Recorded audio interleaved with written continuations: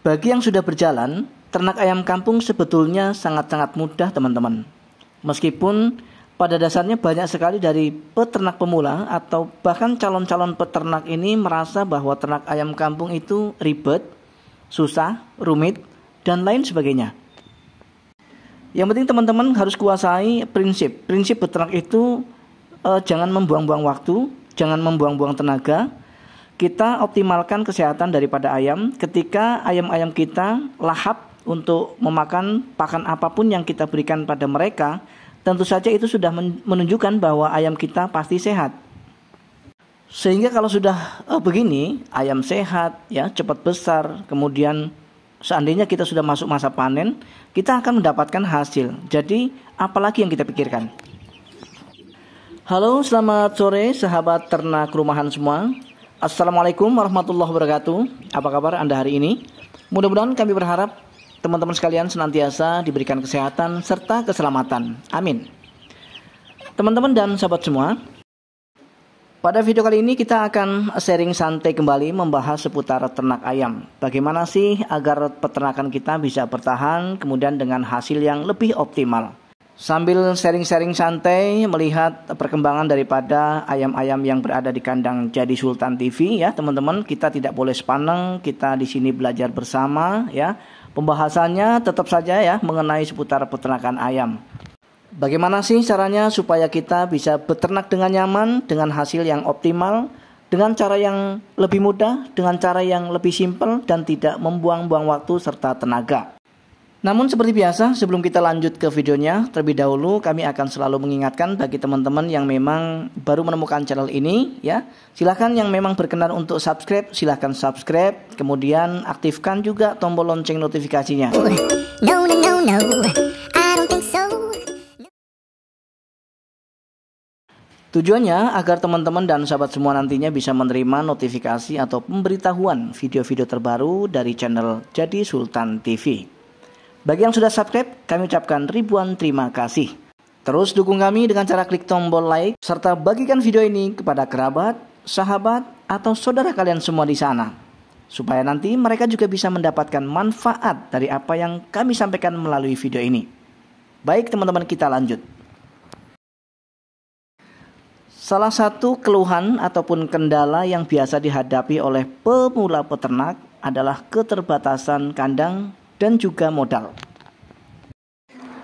Mereka sangat bingung ketika merasa ayamnya sudah semakin banyak, namun lokasi untuk beternaknya atau kandangnya terbatas. Maka pada video kali ini kami akan mencoba untuk membahas tentang ini. Bagaimana sih supaya nanti ketika populasinya sudah banyak namun kandang kita terbatas, apa yang mesti kita lakukan? Tentu saja tidak ada masalah yang tidak bisa diselesaikan teman-teman. Meskipun bisa saja solusi yang kami sampaikan nanti tidak sesuai dengan pendapat teman-teman. Itu hal yang wajar. Karena biasanya lain peternak itu lain metode, lain cara, dan lain strateginya. Itu sangat manusiawi. Jadi untuk mengatasi hal ini, ketika teman-teman hanya memiliki kandang yang terbatas, kemudian ayamnya sudah mulai banyak. Sebagai contoh yang ada di depan layar kaca kita, ada 9 ekor indukan dengan proses bertelur, kemudian ada yang menetas dan baru ada yang mengeram. Nah kemudian apa yang harus kita lakukan ketika kita mengatasi hal ini? Indukan ayam dalam proses bertelur, mengeram dan sudah ada yang menetas. Otomatis nanti masa penetasannya di waktu yang berbeda. Sebagai contoh saya jelaskan. Di antara 9 indukan itu ada yang proses bertelur, mengeram dan menetas. Yang mana salah satu indukan kita itu ada yang menetas di tanggal 1 misalnya. Di sama-sama bulan November misalnya. Nah kemudian ada juga yang menetas di tanggal 7. Berarti kelang 1 minggu. Kemudian ada lagi yang menetas di tanggal 14. Kemudian ada yang menetas lagi di tanggal 21 dengan 2 indukan misalnya. Otomatis proses penetasannya di waktu yang berbeda. Apa yang harus kita lakukan? Dengan perbedaan waktu penetasan secara otomatis akan beda juga secara usia. Nah kemudian dengan perbedaan usia ayam, apakah kita harus membuat kandang sesuai dengan usia ayam? Memang sebaiknya begitu. Namun ketika kita terbentur dalam persoalan biaya untuk pembuatan kandang, maka ada solusi untuk mengatasi hal ini. Saya kasih contoh teman-teman di depan layar kaca kita. Di sini ada beberapa atau puluhan ekor DOC dengan beda usia. Ada yang baru usia 1 minggu, kemudian ada yang baru menetas 3 hari, dan ada juga yang 9 hari, dan ada yang 12 hari. Ya. Namun kenapa saya gabungkan menjadi satu kandang? Jawabannya cukup simpel. Memang beginilah cara untuk mengatasi ketika kita hanya memiliki kandang yang minim namun populasinya sudah banyak. Namun teman-teman pasti akan bertanya tentunya, apakah dengan mencampurkan DOC yang beda usia itu tidak berbahaya? Apakah mereka tidak berantem? Itulah pentingnya kita tidak boleh menyekip video supaya nanti teman-teman bisa mendapatkan informasi dengan lengkap dan pada akhirnya tidak gagal paham. Jadi begini teman-teman, solusi ini hanya berlaku atau hanya boleh dilakukan ketika ayam-ayam kita masih usia DOC. Dan perbedaan atau selisih usianya itu masih hitungan hari atau minggu. Ya, misalnya kita akan mencampurkan antara usia 1 bulan dengan usia 2 bulan. Tentu saja itu tidak disarankan dan tidak kami rekomendasikan. Karena sudah barang tentu mereka pasti akan berantem. Namun ketika kita mencampurkan DOC antara umur 1 minggu dengan usia 3 hari sampai terakhir usia 2 minggu, itu masih boleh teman-teman, karena mereka bisa dipastikan tidak berantem ya, kecuali ayam itu dan selisih usianya sudah terlalu panjang ya, misalnya selisihnya 1 bulan ataupun 1 bulan setengah, otomatis nanti yang paling kecil itu menjadi korban keganasan dari ayam-ayam yang lebih besar. Dan saya juga bisa pastikan ketika ayam usia 1 minggu dicampur dengan usia 2 minggu atau usia di bawah 2 minggu tetapi di atas 1 minggu, saya pastikan mereka pasti akan akur hingga dewasa. Dan itu sudah saya buktikan teman-teman. Berbeda halnya dengan ketika kita mencampurnya memang sudah usia dewasa. Mau tidak mau mereka pasti akan gaduh dan berantem. Kemudian minusnya apa dari ketika kita mencampurkan ayam yang beda usia? Salah satunya minusnya adalah yang paling kecil itu biasanya akan selalu kalah dalam perebutan pakan. Maka akan terjadi proses pertumbuhan yang tertinggal. Karena biar bagaimanapun yang lebih kecil itu pasti yang akan selalu kekurangan pakan. Karena memang selalu kalah dalam perebutan pakan. Dan efek sampingnya mereka ayam-ayam yang lebih kecil ukurannya akan memiliki pertumbuhan yang tidak maksimal.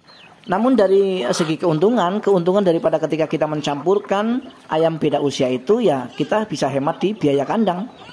Namun begitu jika memang teman-teman memiliki modal yang cukup, biaya yang cukup untuk pembuatan kandang, maka sah-sah saja. Bahkan saya anjurkan untuk membuat kandang sesuaikan dengan usia ayam. Yang usia 1 hari sampai 1 minggu kita buat sendiri, kemudian 1 minggu sampai 2 minggu kita buat kandang sendiri, dan usia 2 minggu hingga 1 bulan kita ada kandangnya sendiri.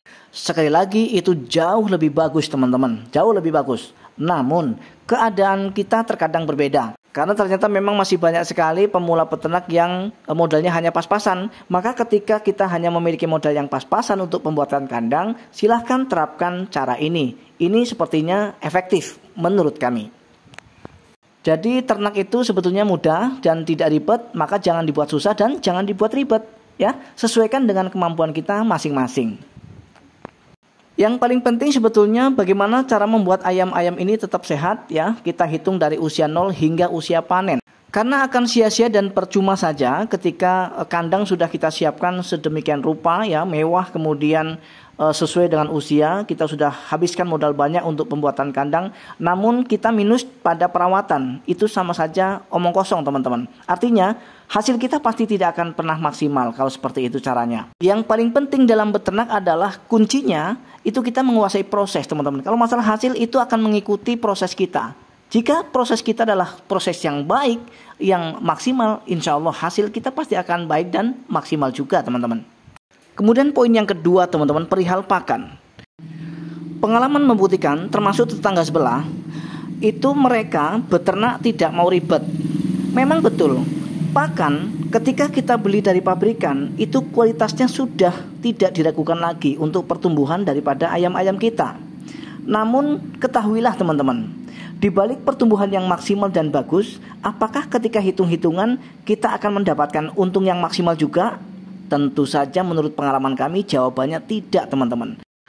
Karena kami sudah melakukan eksperimen dan uji coba dengan membesarkan ayam murni ya, 90% itu dari pakan pabrikan.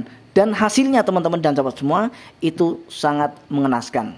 Biaya kosnya sangat luar biasa banyak, tidak sesuai dengan hasil penjualan. Itu faktanya. Kemudian menyikapi hal ini, apa yang mesti kita lakukan agar pembesaran ayam kampung kita bisa berhasil tumbuh kembang secara cepat namun dari biaya bisa hemat? Tentu saja kita harus mengkolaborasikan antara pakan pabrikan dengan pakan alternatif. Saya katakan sangat tidak setuju ketika ada yang bilang bahwa ketika kita menggunakan pakan alternatif kita dianggap ribet. Dan kalau menurut kami kata ribet itu hanya berlaku dan hanya dilakukan oleh orang-orang atau peternak-peternak yang memang memiliki karakter pemalas. Malas untuk mencari pakan alternatif untuk meminimalisir biaya pakan. Mereka hanya maunya yang simpel-simpel ya, tapi untungnya banyak. Dari mana sejarahnya kita bisa mendapatkan keuntungan yang banyak ketika kita masih menggunakan pakan murni dari pabrikan dan tidak dikolaborasikannya dengan pakan alternatif? Saya ingin tahu. Silahkan kalau memang teman-teman peternak di rumah, tinggalkan komentar di kolom komentar yang sudah disediakan. Sedikit saya kasih pandangan teman-teman.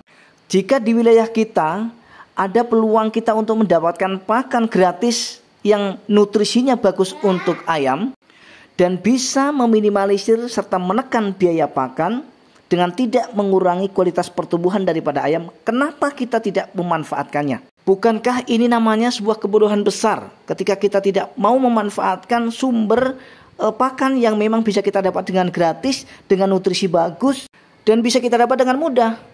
Maka kreativitas itu tanpa batas ya dalam hal peternakan.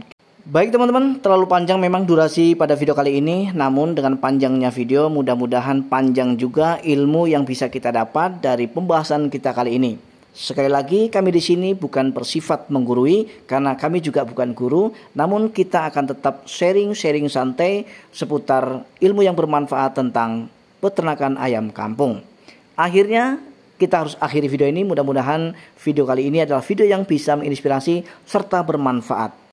Akhirnya kami undur diri, mohon maaf atas segala kekurangan. Mudah-mudahan kita masih diberi kesempatan kembali untuk berjumpa kembali pada video-video kami selanjutnya. Assalamualaikum warahmatullahi wabarakatuh. Salam ternak, salam satu hobi.